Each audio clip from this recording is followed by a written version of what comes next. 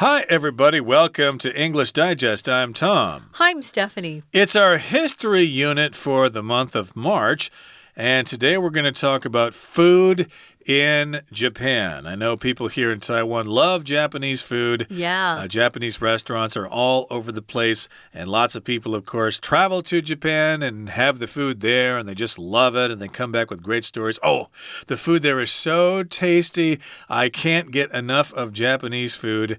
But you know something? We're going to find out today that maybe some of your favorite Japanese foods are actually Portuguese. Weird. Go figure that, huh? Yeah, I'm kind of surprised. I don't know a lot about Portuguese food, so this will be interesting. I can see where they got the idea from based on what the Portuguese food is like, and then the Japanese food is real similar. Even some of the names they're calling these dishes sound similar. So we're going to read through day one. This is a 2-day unit, actually, and learn a little bit more about the history of the Japanese food. Does it really have a connection with Portuguese food? Portuguese food is from Portugal, of course. So not everybody gets a chance to go to Portugal. I've never been, but we're going to talk about that. Their language is similar to Spanish, but it's different enough. My brother speaks Portuguese, and my little sister speaks really good Spanish, and they could communicate, but there were differences. Yeah, it goes one way or the other. Like if you speak Spanish, then a Portuguese speaker can understand you. But if someone who speaks Portuguese talks, then the Spanish speaker will have trouble understanding it. I think that's true too. Yeah. Something like that. Yeah. But that's probably true for Chinese dialects as well. But that's another subject. Let's get to it here and talk about this question here. Are your favorite Japanese foods actually Portuguese? Let's read the entire article now from top to bottom.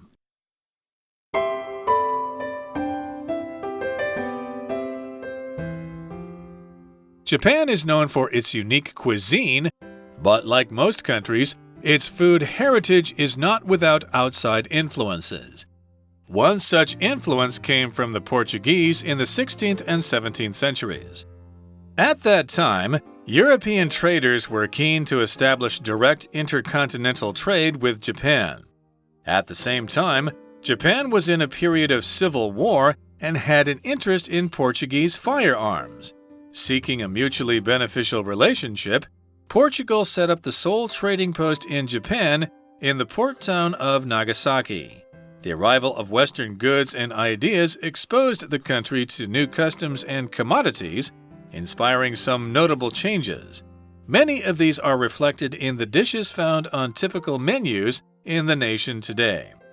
One of the most iconic ways Portugal inspired Japan's cuisine is with its peixinhos da horta, which served as the jumping-off point for Japan's world-renowned tempura.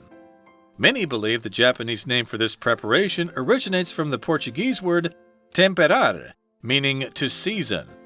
Originally calling for green beans to be dipped in batter and fried, the European recipe was developed as a meal to be eaten during Lent. During this religious period, Catholics were prohibited from eating meat. The frying method thereby helped dress up their plain vegetable substitutions. When Portuguese traders introduced the dish to the Japanese in the mid-16th century, Japanese cooks modified the recipe. Their adaptation was characterized by a lighter batter, which was used to cover a variety of vegetables and fish. Today, Japan's trademark tempura features everything from shrimp to mushrooms to squash.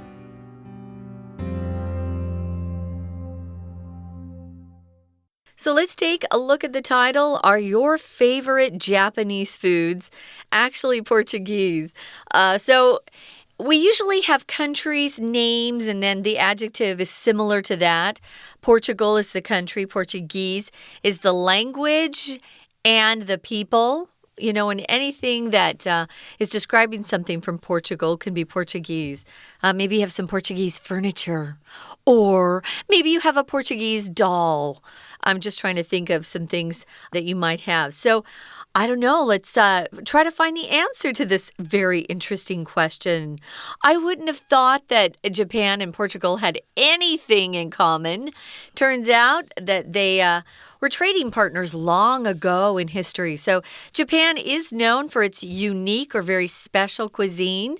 I think Japan's cuisine is unlike any other country's. It's kind of fun that way. But like most countries, its food heritage is not without outside influences. I think all of our dishes in different cultures and countries, they've all been influenced by other people, other countries, other cultures. Sometimes we're just not aware of it. We've got a big mix in America, as you know. We've stolen culture from lots of other countries. Heritage, if someone asks you, hey, what's your heritage like? Where are your ancestors from? Where are you from originally? I would say I have a European heritage. I think my dad's family was from the Germany area, and my mom's was more Ireland and England. So that's my heritage. Heritage is just, your culture, where it came from, your traditions, not where you're living currently, but, usually you're talking about your grandparents and great-grandparents and their culture, heritage. Yeah, Japan borrows all sorts of stuff. Of course, their writing system came from China, and I suppose there are some Chinese influences in their food as well. Sure. But, of course, Japan has been influenced by all sorts of countries, and as you know, Portugal was quite active out here in Asia. Of course, they sailed past Taiwan and said, "Oh, Isla Formosa! There's a beautiful island there." And they also set up a colony in Macau, which you guys call Auman. But in any case, here we're talking about the influence of the Portuguese. So one such influence on Japanese food came from the Portuguese in the 16th and 17th centuries, which would be the 1500s and the 1600s. And at that time, European traders were keen to establish direct intercontinental trade with Japan. Specifically, that would be from the continent of Europe to Asia, which would be Japan. So that would be direct intercontinental trade. Yeah, the European traders wanted to set up this relationship. Let's do business. Let's trade things and make some money together. Right. I noticed here that our author used the verb keen. If you're keen to do something, you're really interested in it or you're attracted to it.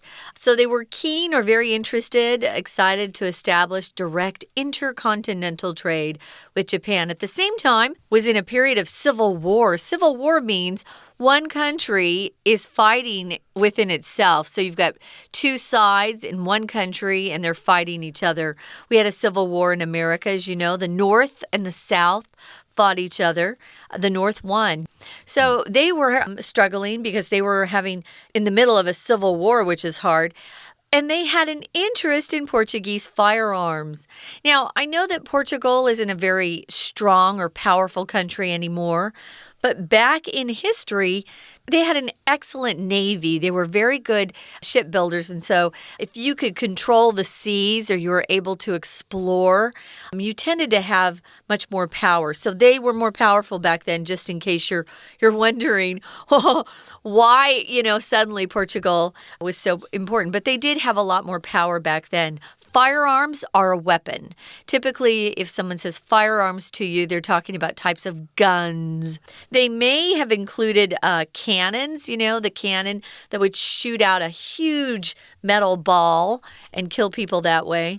Firearms. They didn't have great guns back then, but as time went on, they got better and better. Right, so there were different factions in Japan during the Civil War. Different groups, yeah. They wanted different kinds of firearms, guns, cannons, whatever. So seeking a mutually beneficial relationship, Portugal set up the sole trading post in Japan in the port town of Nagasaki, which, of course, is on the island of Kyushu. And Nagasaki was the second city in World War II to be bombed with a nuclear bomb. Yeah. Although I think the bomb kind of missed missed its target, but still they killed a lot of people that way. But in any case here, they wanted to have this mutually beneficial relationship. So mutual just means between the two of us, for both of us. Sometimes when you meet somebody, you might say, oh, it's a pleasure to meet you. You can say, the feeling is mutual. I have the same feeling that you do. So this is mutually beneficial. The Portuguese get something and the Japanese get something. It's a win-win situation. Oh, yeah, that's perfect. So both sides have some benefits in a win-win situation. Portugal set up the sole trading post in Japan. In the port town of Nagasaki, sole means only or one. I think it's Italian, sole mio. Yeah, so I'm not sure, but sole here just means one or only. The arrival of Western goods and ideas exposed the country to new customs and commodities, inspiring some notable changes. It's always interesting when another culture comes to visit and what is exchanged during that visit. So we've got Western goods. We're talking about Europe, of course. America didn't exist until later in the 18th century. I guess we started moving there earlier. So new customs, new traditions, that you could substitute that. Commodities are goods that usually are the most important goods a country has, like wheat or rice or even coffee. Copper, some metals can be commodities. You'll also see this word commodities if someone's talking about the stock market, even today. They'll trade in future commodities. They'll kind of guess what the price of some of these commodities will be in, the next month or the next 6 months. Commodities. And because they were exposed or, were able to see different kinds of customs and different kinds of products, it inspired in the Japanese some notable changes. Notable means something you need to pay attention to. It's pretty important. It's something that you wouldn't miss. So notable, worthy of attention or notice, or notable could actually be substituted for remarkable. Right, significant changes happened as a result of that new contact with Portugal and other countries, and many of these are reflected in the dishes found on typical menus in the nation today. So we'll talk about some of those specific dishes on Japanese menus in just a second, but right now we're going to take a break and listen to our Chinese teacher. Hi everyone, my name is Jenny. 今天我们要看的是第14单元，我们要谈的是美食。如果您也是喜欢吃日本美食的人，会不会想到这可能不是真的日本美食哦，说它是来自于葡萄牙呢？好，我们就来看看这故事是怎么一回事。首先呢，我们知道大家都知道日本它有独特的美食，不过呢，不管是哪一个国家，它吃的东西，它的食物多少有外来文化的影响。好，我们这边先注意几个片语。当你说以什么闻名 is known for， Japan is known for， 好 for 这个介系词就表示加特色，是以什么特色而闻名。后面他又说到了 Its food heritage is not without outside influences. Not without 这个是一个双重否定，我们知道双重否定就是等于加倍的肯定，意思就是说它不是没有外来影响，它真的是有外来的影响哦。好，那我们接下来就来看看它这个外来影响跟葡萄牙有什么关系？这边就说到了16、17世纪的时候，在历史上这个时候呢，欧洲的商人他们都很想跟日本有直接来做贸易。这个时候日本刚好又有内战，所以说互相有需求，他们希望得到葡萄牙的枪支，而葡萄牙他们则希望跟日本人做生意，所以这样子一来一往之间，当时就在日本的长崎有一个交易站，也就是因为这样，日本呢他就接触到了这些外来的文化，讲的当然就是葡萄牙的，不管是习俗也好，货物也好。那我们这边要看第一个句构上，如果我们说看到一个句子开头的地方是一个 VING， 那你就要想一想，这是分词哦，为什么要有这个分词的结构？我们就看这一句 Seeking a mutually beneficial relationship。这个 seeking 是一个分词的构句，它在寻求这种双方得利的关系、互利的关系。然后它在日本长期成立交易站，省略连接词，直接用 VING 表示主动语态。接下来我们就来看，这里还有一个片语 expose。当你说 expose， 本来是代表暴露，可是我们有时候谈文化的接触、语言的接触，当它的解释上代表接触的时候，我们可以用 expose 这个动词 expose A to B， 中文上就是让日本这个国家呢接触到后面说的新的习俗、新的货品。We're going to take a quick break. Stay tuned. We'll be right back.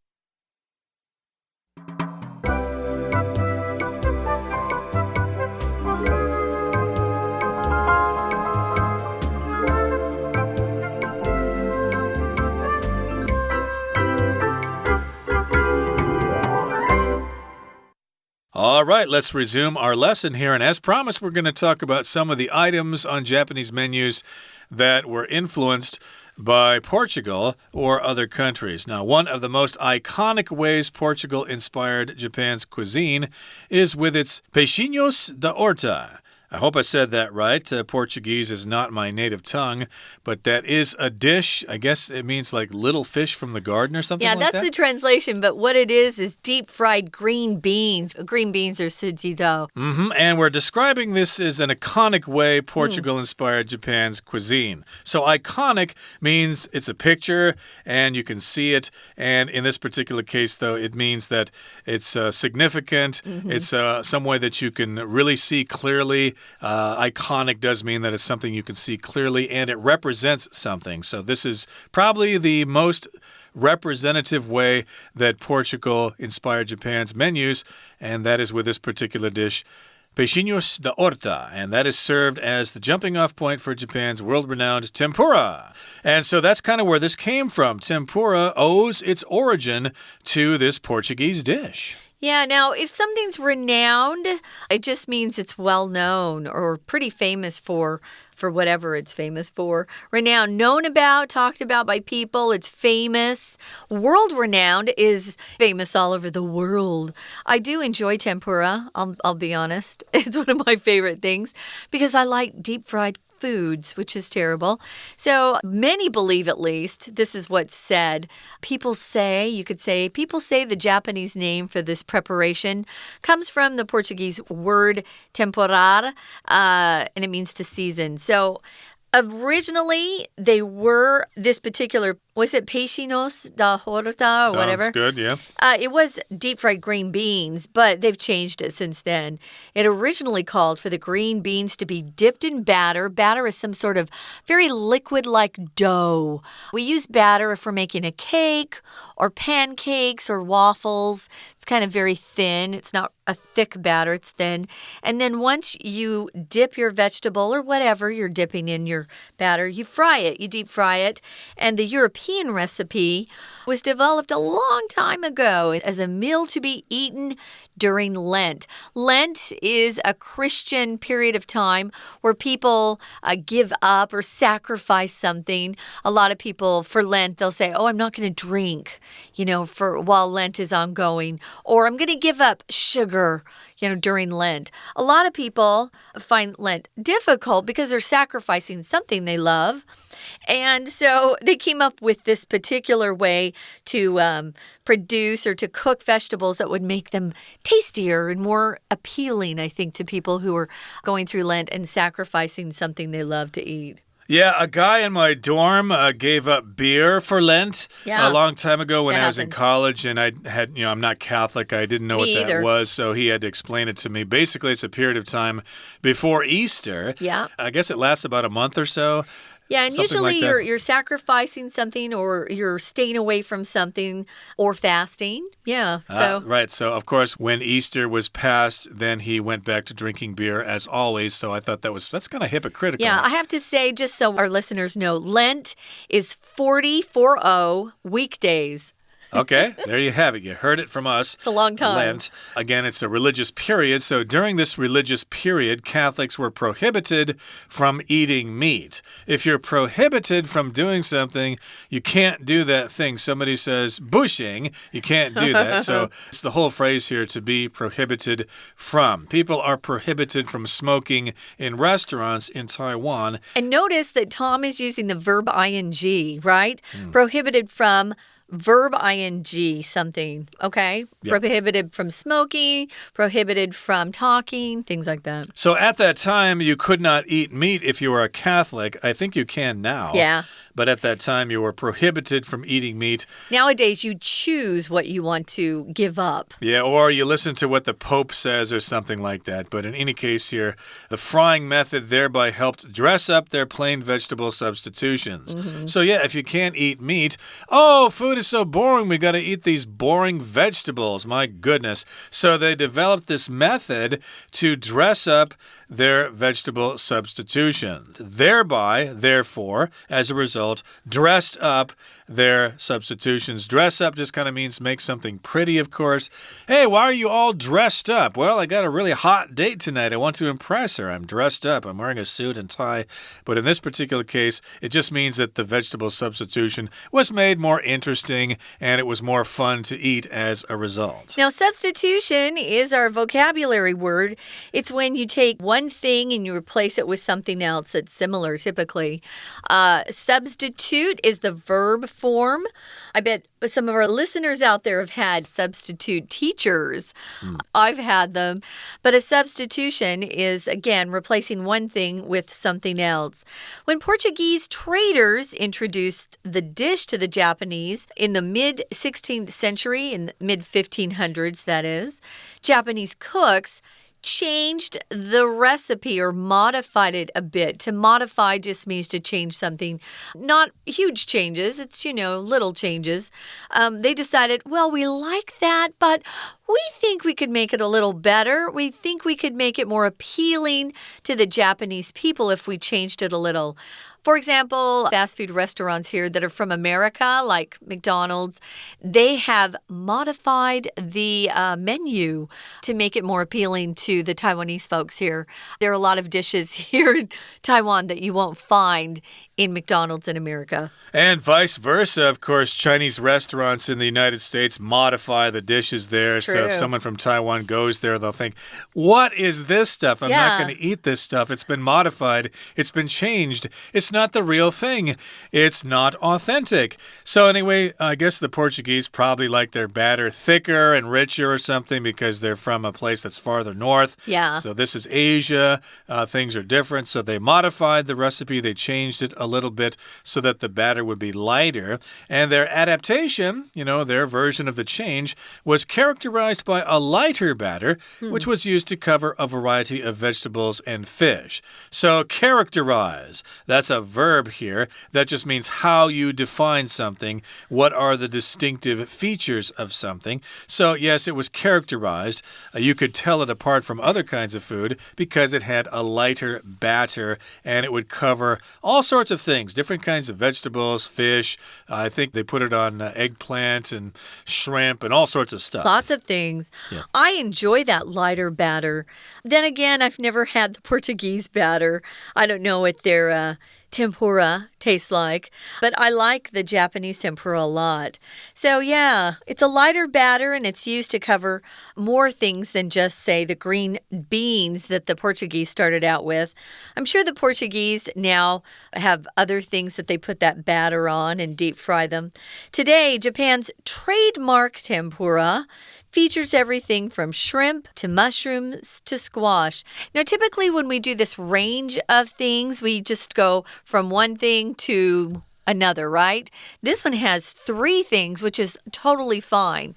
I wouldn't go to 4, though. 3 is probably the maximum number of nouns you want to use here. So everything from shrimp to mushrooms to squash.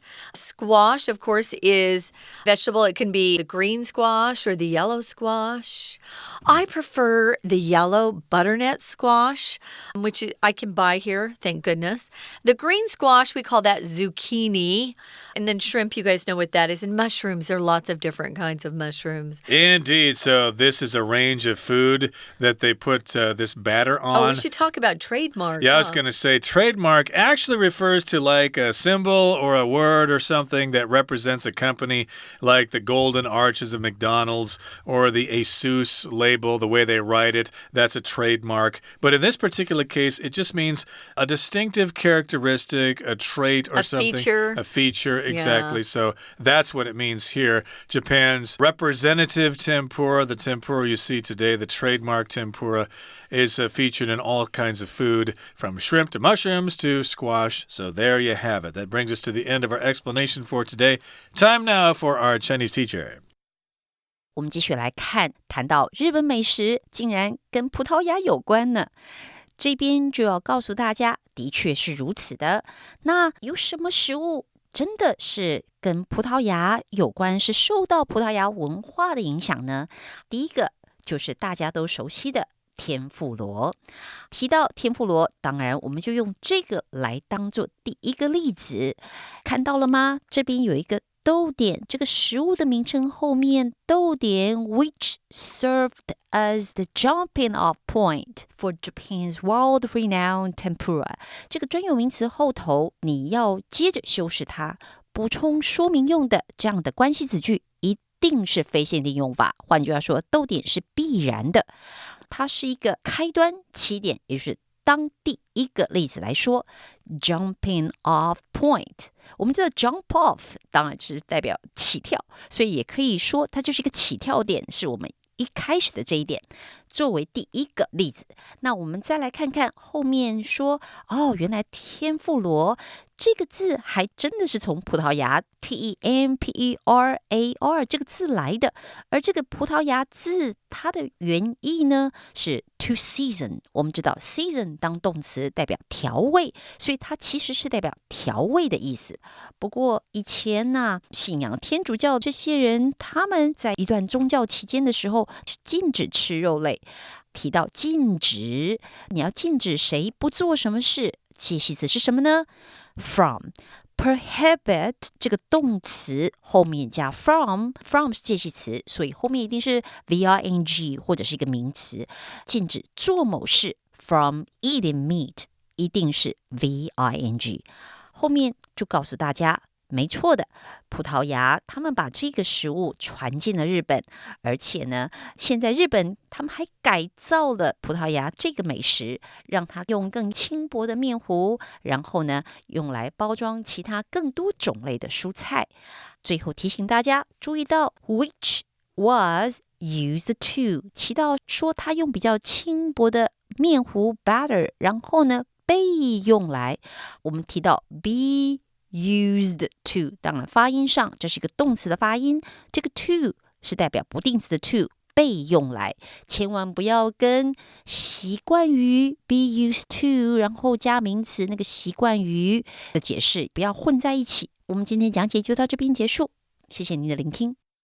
That's all for today. Thanks for joining us, but join us again next time and we'll continue talking about how Portuguese food influenced Japanese food. Please join us then. From all of us here at English Digest, I'm Tom. I'm Stephanie. Goodbye. See ya.